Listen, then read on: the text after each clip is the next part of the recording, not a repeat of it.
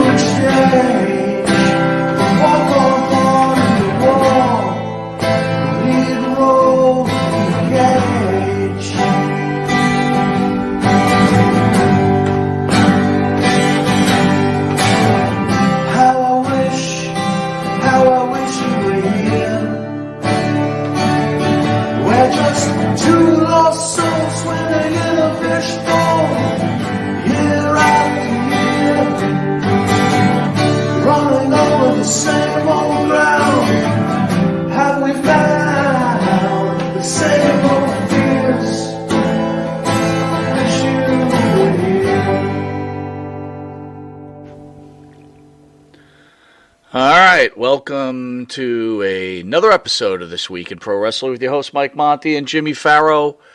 Jimmy, kind of changing the format for our usual this week because I think we both deemed it important to show our respects to one of the all-time greats, the Iron Sheik, before we start our conversation. And by the way, Eric Sims will be with us in about 5 minutes. Eric was widely known as a local agent who famously brought Iron Sheik to the Howard Stern show. Got his teeth loosened. got his teeth loosened, yeah. Yeah. And so Eric Ow. will treat the fans to some Iron Sheik stories, Awesome. so we can Sure. maybe have a laugh and, as a family, say our goodbyes to one of the great villains Yeah. and faces Yeah, well, in pro wrestling. he was more dastardly than anything, but yeah. The Iron Sheik, known as the World Wrestling, the Iron Sheik has died, one of the modern wrestling legendary heels. Iron Sheik spent 50 years in pro wrestling, cultivating a reputation of one of the medium's greatest, most dedicated athletes and trash talkers, playing on the politics of the day to enhance his villain gimmick. He was celebrated for his talent in the ring, his considerable physical strength, and his electric, combative energy during interviews and promotions. Thoughts on the Iron Sheik, sir? Wow, where does it really all begin? I remember first seeing the Iron Sheik back in, I would say, 79 or so, maybe 1980, swinging them clubs. And there was really nobody more of just a pure natural villain. This guy just generated the heat. He was always in great shape. It's weird, though. The guy was super muscular, but there was always that belly threatening to, just come out a little bit. Couple of things. Rick B says Dan was the reason he got on Howard Stern because of his interviews with him. We'll ask Eric that. I don't know. Yeah. All I know is Eric is the one that's known for bringing him on to Howard Stern. Sure. So I don't know. Sure. But go ahead. No, he's just a tremendous, tremendous talent. Earlier today, a couple of people I know that I work with, young guys, 20s, 30s. He's clearly before their time, but they knew who he was. They came to me. They were like, Iron Sheik, huh? And I'm like, how do you even know this guy? They're like, what, are you kidding me? Everybody knows the Iron Sheik. That says it all. I remember, we spent all those years rooting against the great Bob Backlund. It's funny how things change, right? We were Then there's that night. right, and Right. Please tell it. 'Cause Jimmy introduced me to wrestling, and at the time, Iron Sheik wasn't in the WWF anymore. He was Hossein Arab in the WWF, and I saw him in magazines that Jimmy had in his room. Mm-hmm. So no big deal. Fast forward all these years, we watched all these great villains get put down by Bob Backlund. All of them. All of them. And then Think about some of the names too. Go ahead. Not to. I mean, my God, he defeated Sergeant Slaughter. He defeated the Magnificent Morocco. He defeated Greg Valentine. He defeated Playboy Buddy Rose. He defeated Killer Khan. I could go on and on and on. by the way, on. right- Blackjack Mulligan, Ray Stevens. You just go on and on. right before December 26th, Right. he had just defeated the Masked Superstar, I believe. Right. He was Big John Studd. Yeah. You name him, Bob Backlund knocked him down. So we're watching wrestling, and Iron Sheik, who I'm looking at as Hossein Arab, Right. uses his things or Clubs. the clubs. Yeah, swinging him around. And then Backlund tries to show his strength, and he gets attacked by Iron Sheik, Of gets hurt. course. So we're like, Sure. okay, this is to make you believe that Right. he could actually have a chance against Backlund. Right. Literally, This I has could got to be another King Kong Mosca situation. This is a win for Backlund. easy. No problem. One of the only times I don't watch the it. Madison Square Garden card, and I go to my girlfriend's house, okay, on December 27th. Okay, it's right after the holiday. Yeah. Right? And in the boy. time, if everybody remembers, if you live in New York, anyway, in the Daily News, they used to have like a little clipping of the results Yes. of the wrestling matches. By the Masked Grappler. And I'm like, whatever. And I go, let me go look and see what happened. Like, I didn't know what happened. And I see the Iron Sheik has defeated the great Bob Backlund. Yep. And my jaw dropped. How did I not call you right away? I have no idea. Where were we at that? Had I discovered weed? You might have discovered weed. I think we have our answer. It's funny though. I remember watching it, and I'm thinking to myself, what we were saying. This is a walk in the park for Backlund. And then he gets him in the camel clutch, and I see Arnold Skaaland, and I'm thinking to myself, Did you watch it live? Of course I did. Oh, so you saw this? I did. Oh, my God. Yeah, so I'm watching this, and I see Arnold Skaaland, and I'm like, what's he doing with that towel? Is he going to throw the... Are you serious? He threw the towel in? I'm like, I couldn't believe it. I couldn't believe it. It was right up there with any insurmountable upset you can think of. I was like, are you kidding me? That was shocking. I think the Garden was shocked. That was almost 6 years of Bob Backlund, rolling through everybody. The wrestling prodigy. Boy, Backlund reeked of a wrestler's wrestler. And that all of it, the Iron Sheik? Really? With all the guys he turned away all those years, that was the last person they I had thought about giving it to Morocco. They had thought about giving it to the Masked Superstar. Valentine even had it in New York for like a week or something. But Oy. Iron Sheik was the right guy, He and was. I think it was Luce who said it, and Luce, forgive me if was it the right wasn't guy. you.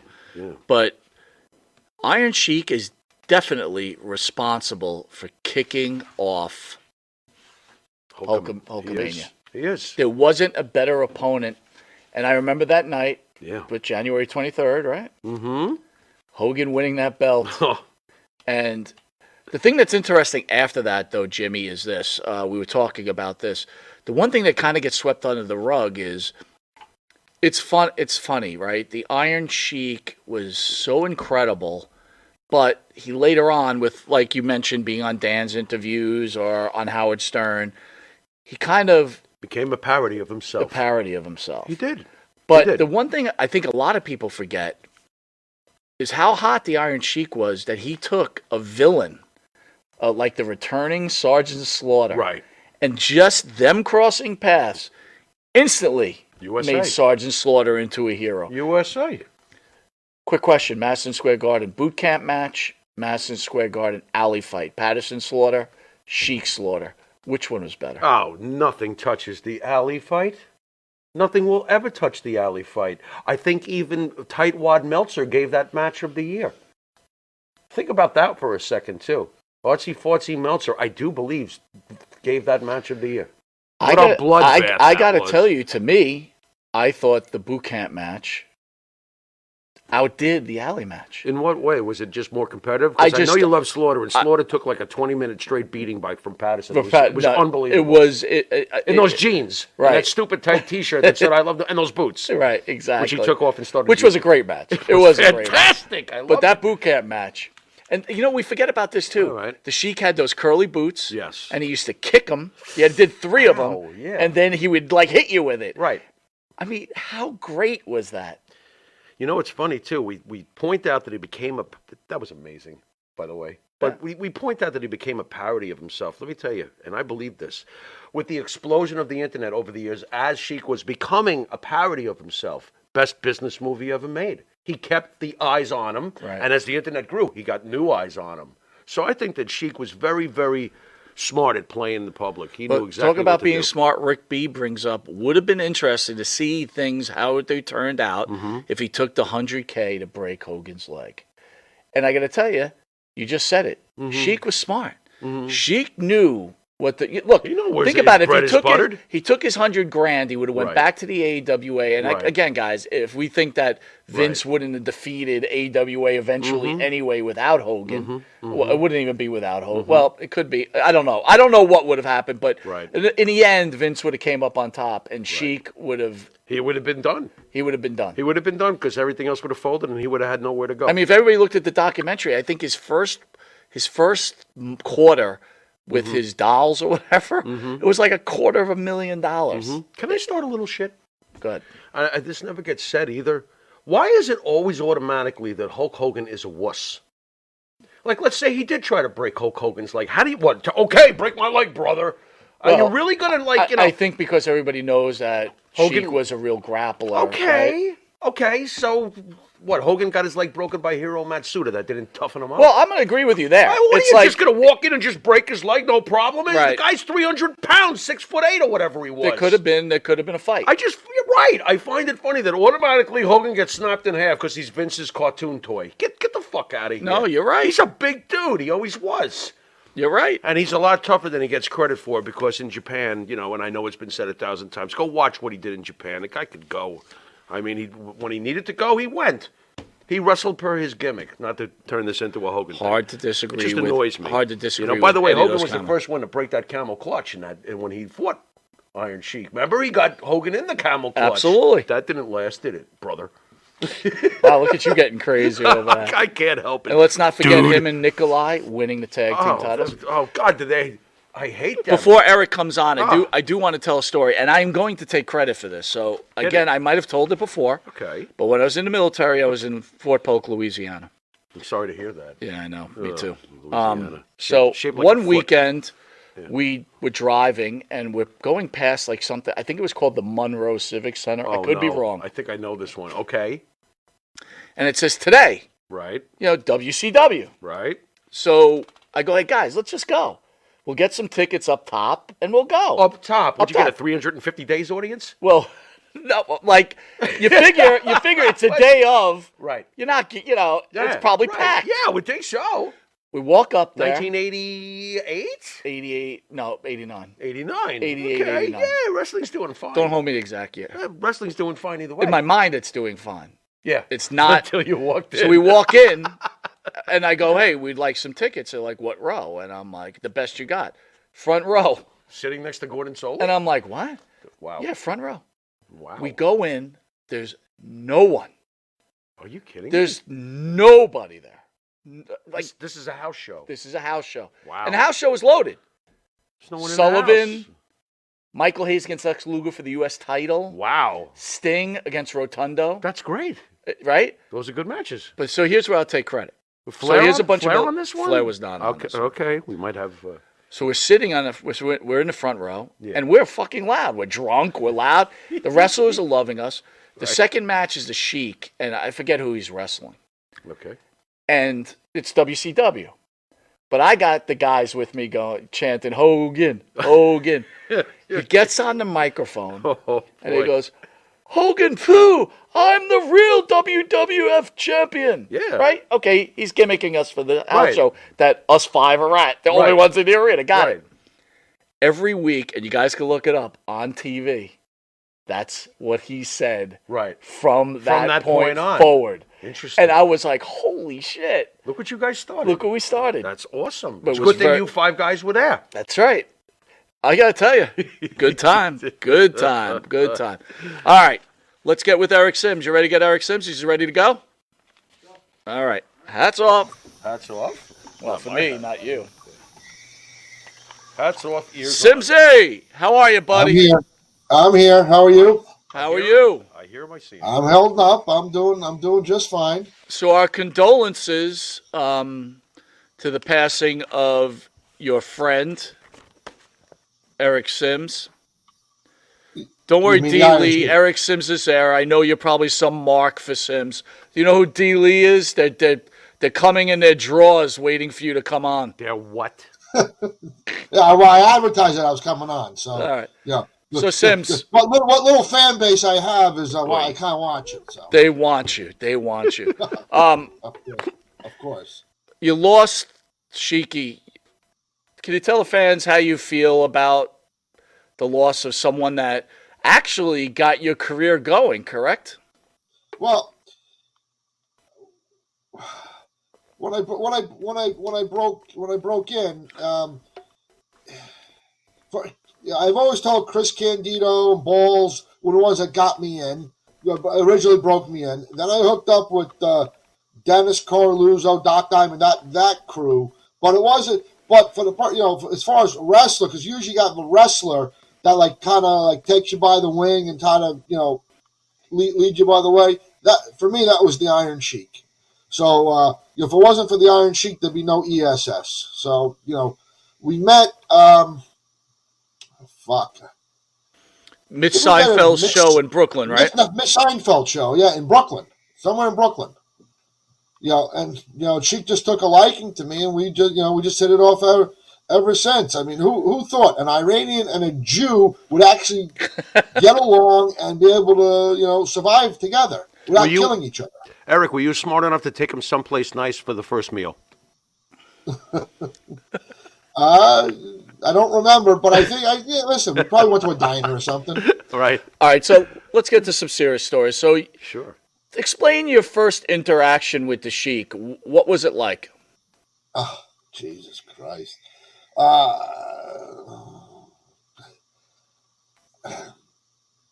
I don't remember. I met him at I met him at Mitch's show, and it was just kind of just normal stuff. I mean, nothing from nothing. He didn't know me. I didn't really know him. I mean, outside of the persona that he was, and we just met, and we hit it off, and I just started traveling with him. Well, what did you say? Hey, I'd like to start promoting you and having you coming and doing signings. That's kind of how it started. It's like, hey, can I get you some bookings and stuff? And I just started, handling the bookings for him. Back then. So it wasn't, it was just a couple of years, because then he went to WCW and then back to WWE, because that was, I met Sheiky like 86 range. So between 86 to like 88-ish, he was doing the independent circuit thing, right when he just got released from WWE after the Hacksaw thing, and he was just doing the independent stuff.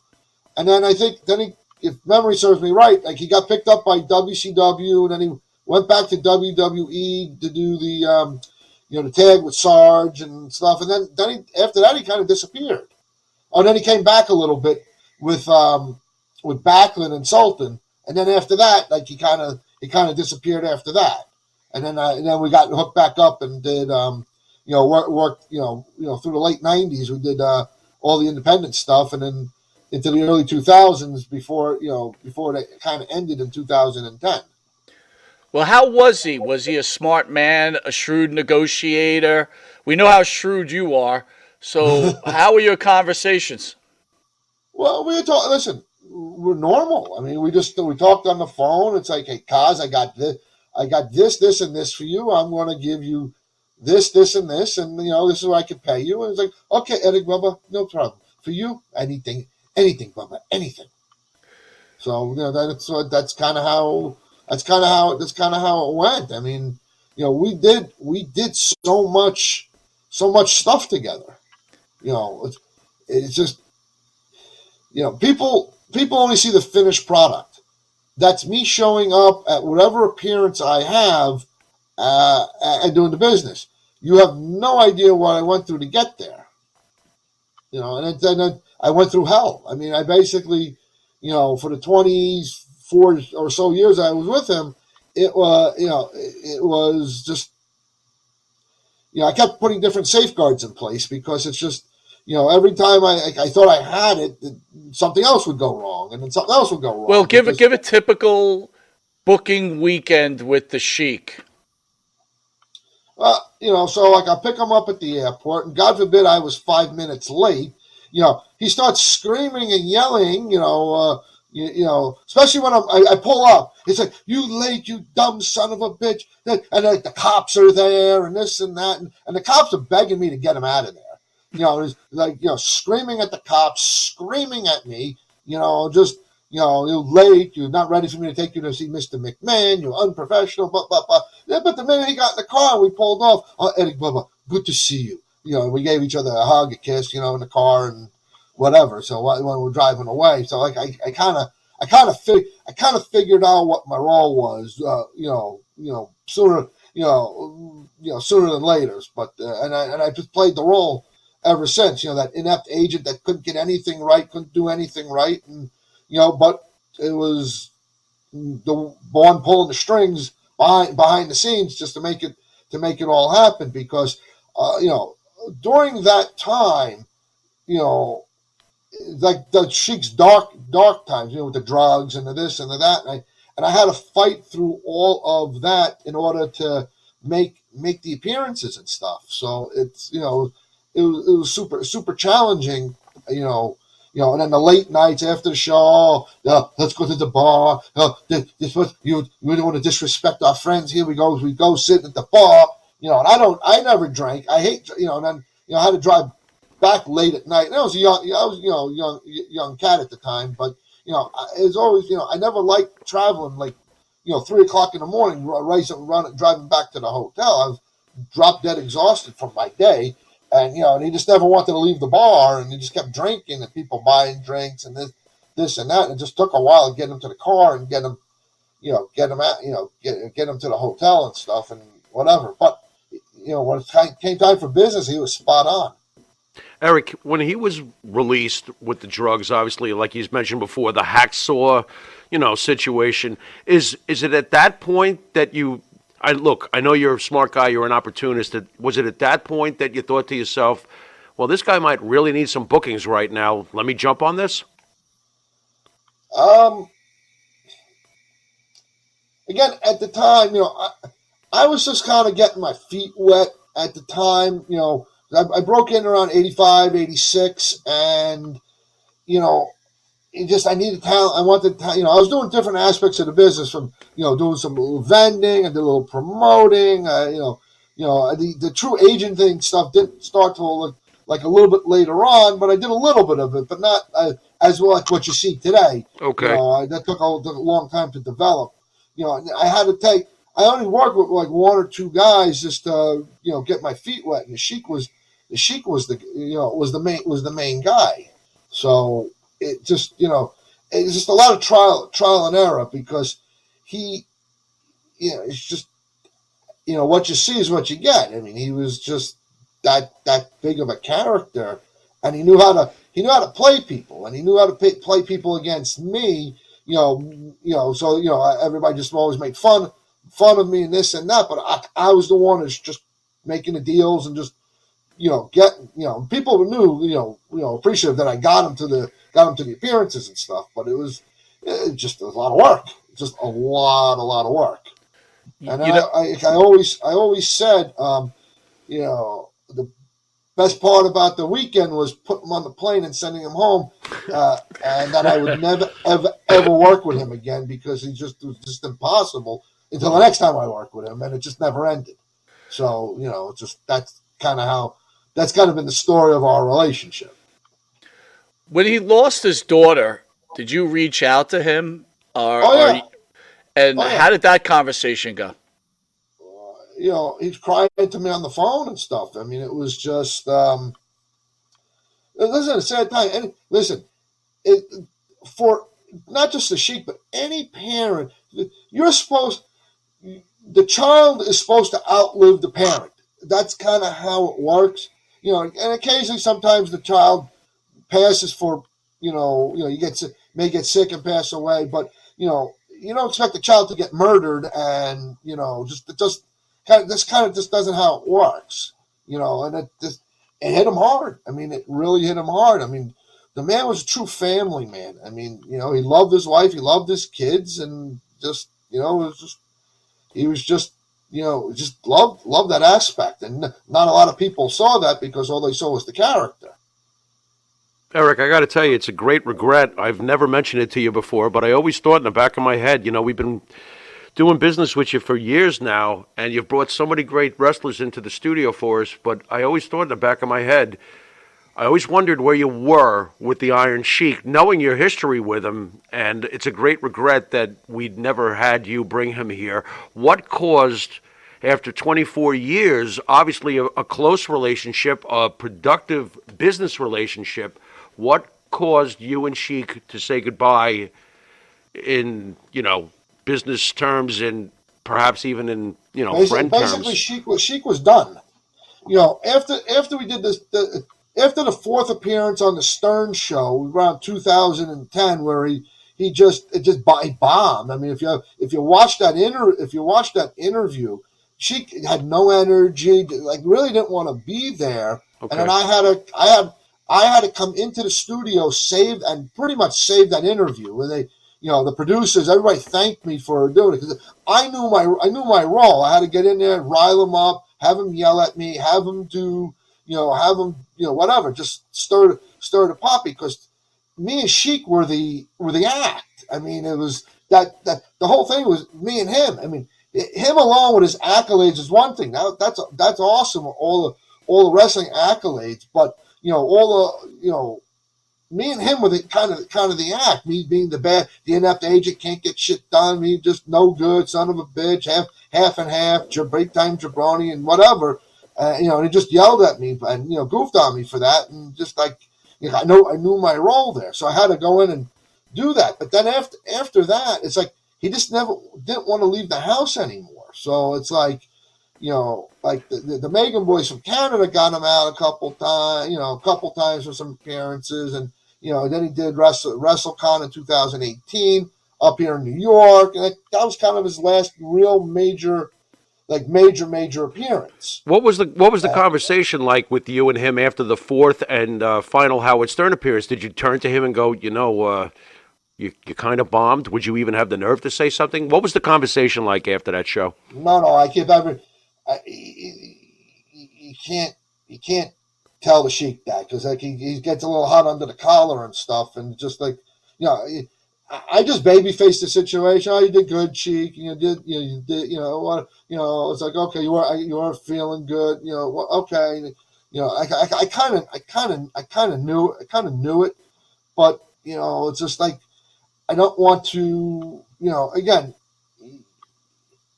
I'm not going to break the bad news to him. It's like, hey, Sheik, your appearance sucked, and what the fuck are you thinking about? I had reality TV looking at me. I was in talks with Buna Murray. That's the ones that produce the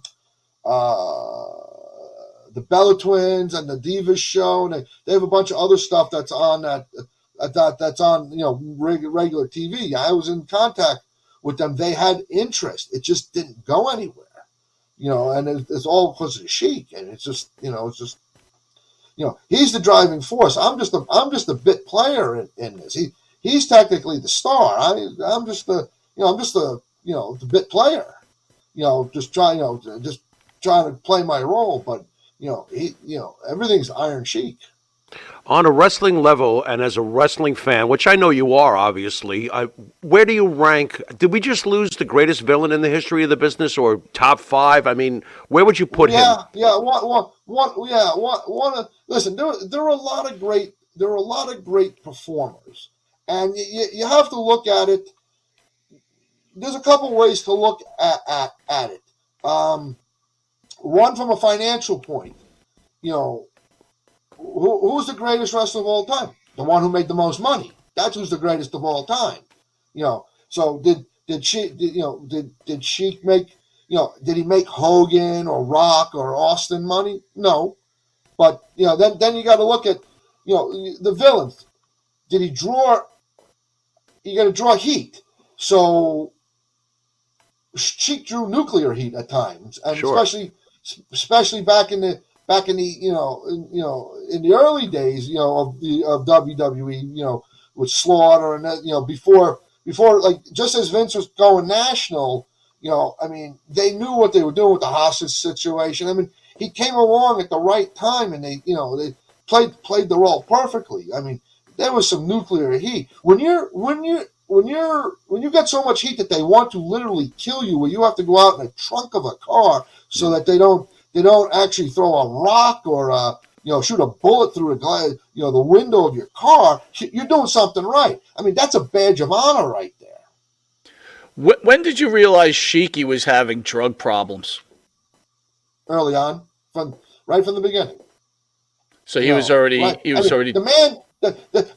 I was so scared for the whole 20 some odd years that I was with him, because, sometimes he smoked in my car, and I keep telling him not to, but, you're President, Mr. Clinton, he can smoke the marijuana, but you're a champion, he can't smoke the marijuana. Well, guys, you want to smoke it? Great! Not in my car! Don't do it in my car. It's illegal in my car. If you want to smoke in your room, privately, I don't give a shit. Don't do it in my car. Don't do it in my car. So sometimes he was good, and when he got totally fucked up, he just did whatever he wants. And what scared me, I lucked out. For the 24 or so years I was with him, never got stopped by the police, especially after the fact, driving home. So after I drop him off either at the airport or at the hotel before he go home, I'm driving with the windows down, because the car, whether he smoked in the car or not, his body reeked of pot all the time. So it's like I'm driving with the windows down, and you get dead of fucking winter. I'm literally going the speed limit. I'm not speeding. I'm not driving crazy. Just to, I just want to state of lane so I don't get pulled over by a cop. Sir, what is that smell in your car? I don't know. I'm not, I don't smoke, I don't drink, I don't do drugs. It's not me. Your car smells like what? Sir, step out of the car. It's like it scared the shit out of me. So like I had, always get, I had to take 3 days to air out the damn car. It's just bad. Yep. He could have dropped a couple of marijuana buds. I hope you vacuumed that car after you dropped them off. No. He never left anything in the car. But, you sure? It's just he never left anything in the car. It's just his body, whether he smoked in the car or not, his body reeked of the stuff. I mean, once you smoke, your body just reeks of that shit. Well, Eric, it's legal now that you let your and car, it did. So your car now. And sometimes when I was driving home after him, I had to pull into the rest stop because I was so drop dead tired. I had to take a little power nap in order for me to make it home. And I only lived 40 miles from the airport, and I couldn't make it home because I was like on my last legs. I couldn't do it. I just went to a back end and just put the window down. Just took 20-minute power nap, so I was able to drive the extra 20 miles to get home, just to make it home at 3 o'clock in the morning, so it won't swerve all over the damn road. Eric, Rick B says out there the reason Sheiky got on Howard Stern was because of Dan Marati's show. Is that accurate? No, that's not accurate. We did the Pharrell show because we were promoting. We were in town promoting something, and at that time he was doing the internet thing. With fuck the ass. Fuck Brian Blair and that whole thing. So that's initially Dan's. He originally did it on Dan's platform, on the DVD or whatever. So which made the internet. So that initially got it to Pharrell show, which is on Stern 101, which is the sports show, the night show on the Stern network, or one of the Stern networks. Sheik went in, did his whole, just everybody, just went off on everybody, ripped everybody. They loved it so much that they got the tapes over to the Stern show, and then 3 weeks later, the Stern show was calling me to, hey, we want the Sheik, and and I just, went. I just told Sheik, hey, you're coming to New York and we're doing the Stern show. It's the biggest thing in the world. And, at least for me, because I'm a major Stern fan and, just another step up. To me, it's just a stepping stone. I mean, I was hoping to do Stern, for the publicity to move to the next level. And, whatever that was, I didn't know at the time what it was. I was just hoping to get the exposure that we needed to move to whatever next level that it was. All right, so we're going to play a classic video for everybody out there, and then we want to get you to weigh in on what went on and what was going through Eric Sims's mind. Come on. You're fucking here if you don't know. Piece of oil. What the fuck you doing, Jimmy? You want to do anything? You want to do anything about it? Oh! What the fuck you doing, Jimmy? You trying to steal my fucking gimmick? This man know where I come from, and I know he come from. What the fuck you bring me here? No, well, you need to get security. Fuck you and fuck the security. I respect like those as hell, no? You treat you like that? I know you're from Georgia, man. That was his fucking fault. Don't fucking tell me I get started. You're a fucking asshole. You bring me here to treat me like that? That was your fucking fault. I respect you, man. I know you're from Georgia, but don't never ever insult me again.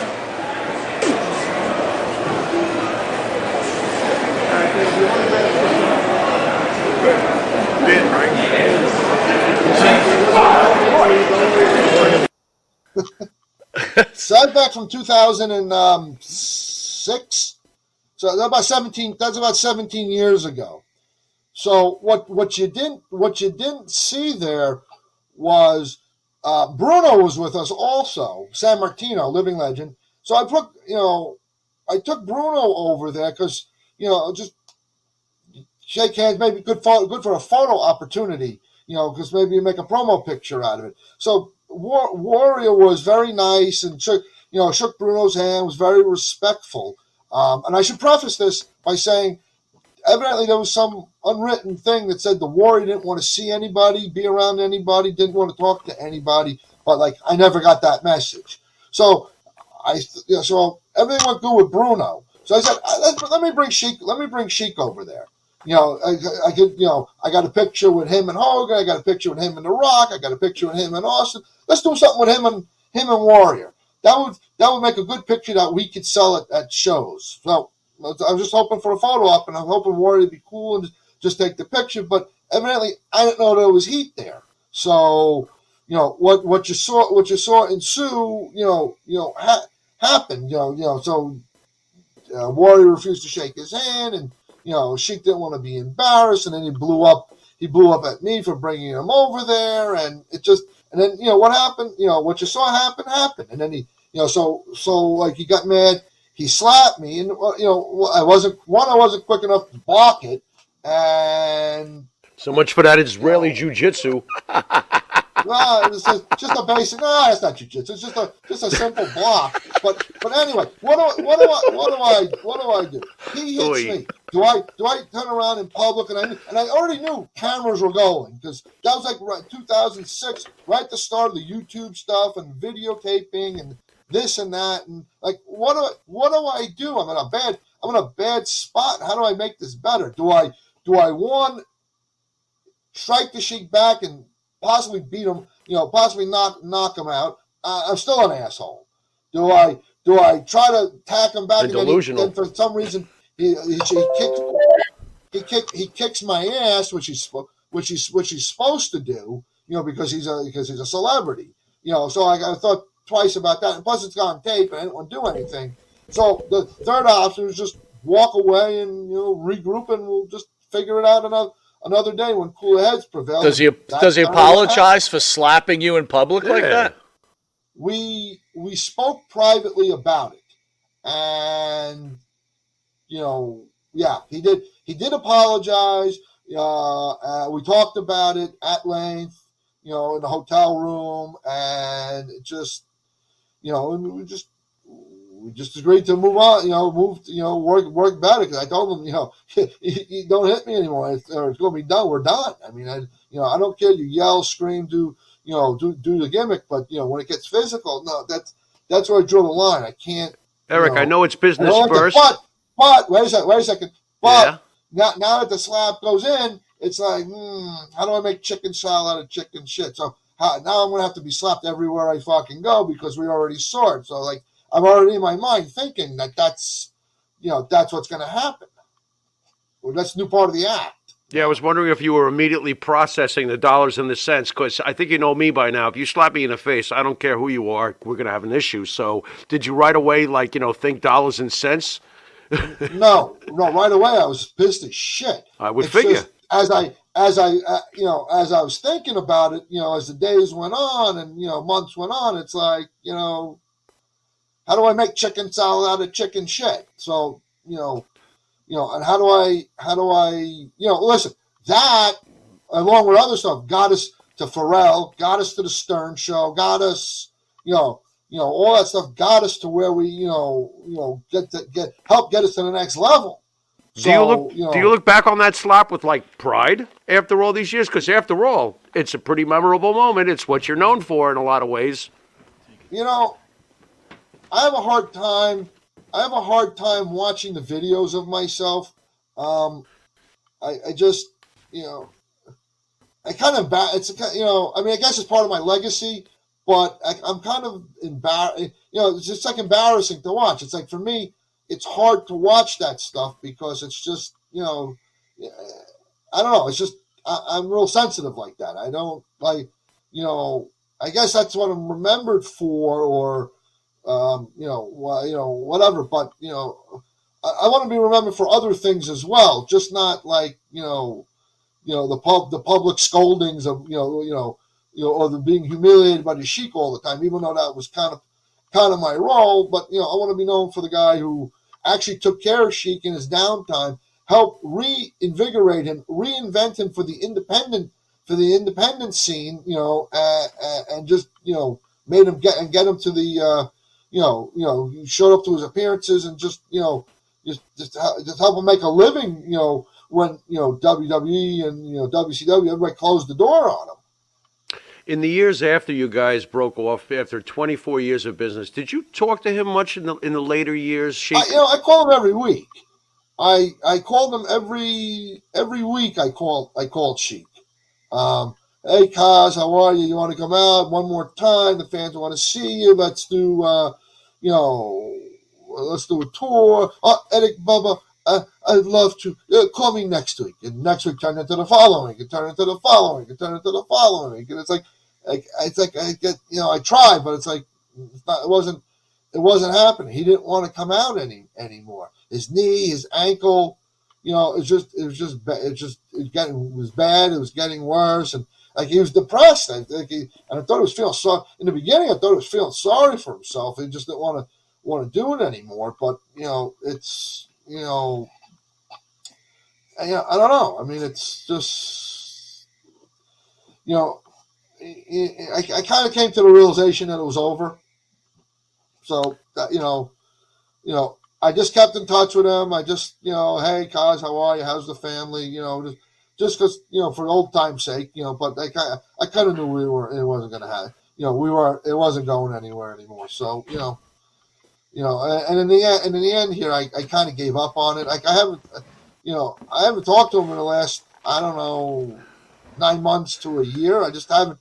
I just kind of lost track with him. I mean, it just, I just gave up on it. Were you surprised at his death? I mean, there was really no news of, any illness or. He was sick. Now, I mean, he was under the weather. He was feeling tired. He was, I hear it. I could hear it in his voice when I spoke to him. It's like some days good, some days bad, and it's just like, did I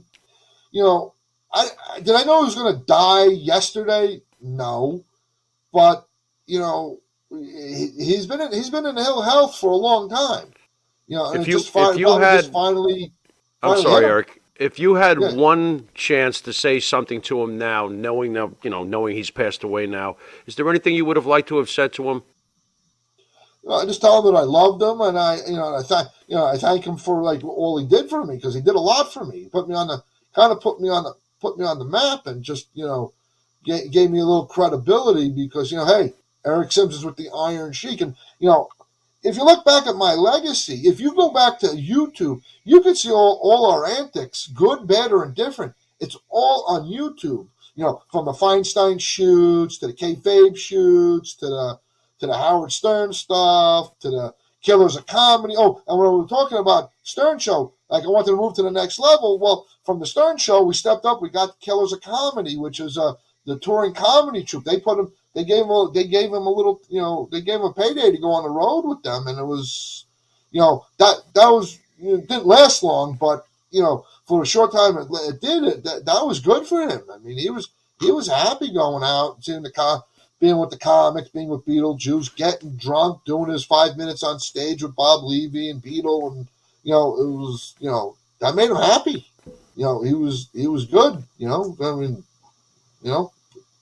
so like. That was good, and then but I kept wanting more, because I really wanted the reality show, because I kind of figured that would be good.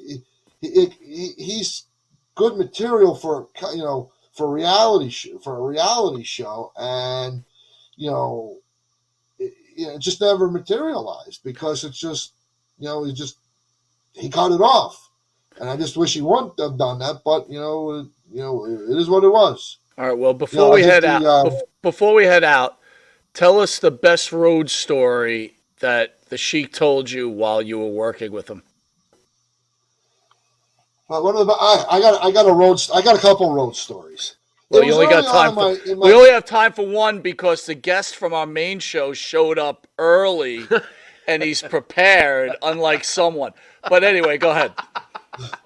So it's really my relationship with my wife. We were I took my wife, or my girlfriend at the time, not wife, to a convention in Long Island. We did a convention in Long Island, and then we were getting ready to leave. Then she thought, I left my hat down. He couldn't find his hat, So I had to run back downstairs to where the convention was to get the hat. I told my girlfriend, don't let him out of your sight. Don't let him anywhere. We got to leave because I got to get to the wrestling show in New Jersey later on. So when I go down to look for the hat, which I couldn't find. I come back up and I see my girlfriend, wife now, yelling and screaming, and the Sheik, they're both screaming at each other in the street, in the street because, by the car, because she wouldn't let him get into the limo with the promoter of the convention to do the drugs and whatever. And then we get them back in the car and they're yelling and screaming at each other in the car. And, how do I pick sides here? I mean, do I choose my, do I go to my girlfriend's side, because I got to be with her, or do I take my client's side because I got to do business in the future? So I kind of got both of them to settle it down. They both had to apologize to each other, which I made them do, and they were just mad as hell about that. And but that's kind of how it worked. And I never took my wife on the road again, or girlfriend, or whatever. But the real question, if they weren't able to work it out at that moment, You're going with Sheik. who would you have chosen? Chosen, The sorry. Sheik. The Sheik. The Sheik. He's going with Sheik. I knew it. So in hindsight, Eric, if I ask you this question and you could turn back time, do you wish they didn't make up? No, because I need, I want the peace. I want peace of mind. That's what I want. It's all about, I want a peaceful, quiet ride. I want to get the business done. The most important thing is getting the business done. I got to show up to each appearance because each of the sponsors, paid money, advertise, and it's important that they show up so that we can honor our commitments, whatever it was, to whoever the sponsors are. So that's what I did. I had to make the peace, make it right, get to our show, do it, and once the weekend was done, they don't got to see each other anymore. Mm-hmm. I could see my girlfriend when I want to. I see the Sheik when I got business for him, and that's it. I could see you turning to you after you pick the Sheik and going, "You want the baby? You want the wife? Bah, poor." Well, no, I mean, because he's Iranian, and he's very strong, dominant. You don't let women talk to me like that, and this and that, and women should know her place. And my wife is a girlfriend. She has no filter. Irish woman, and you piss her off, she'll put you in your place and put anybody in her place. I mean, and that's that, and she don't care. She don't give a shit. So it's like I was cringing because it was like the potential of getting ugly. And I didn't want to, again, I got to keep the peace with everybody. So, that's what I did. And just think about it. You didn't get Bell's palsy out of it either. So in the end, it all works out. Listen, that wasn't until after I left, until I was done with the Iron Sheik, and had to move on to somebody else. Yeah, there you go. That is really jiu-jitsu. On a serious note, I didn't get stressed out. Listen. Sheik stressed me out, but not as bad as as after I left him. I got stressed out. Well, listen, if you don't let me end this show, I'm going to get Bell's palsy. And stressed out. I want to thank you. Yeah. Seriously, Eric, thank you for sharing your moments about the icon Iron Sheik, and again, thank you being part of the Monty and the Pharaoh family. Awesome. I am always happy to be part of the Monty and the Pharaoh family. And I'm always happy to come on and get interviewed and bring my talents in there. And it's we got a great relationship. We have a little hiccups here or there, but we're big enough we can work through them, and we're good. All right, guys. Thank you, Eric. And thank you, everybody, for joining us. We'll see you in literally 6 minutes, where we've got former WWE photographer, the great Johnny Photo, making his second appearance on Long Island's #1 pro wrestling broadcast. So everybody's join us at 9 o'clock. We'll see you shortly. You've been watching This Week in Wrestling, and until next week in wrestling, later.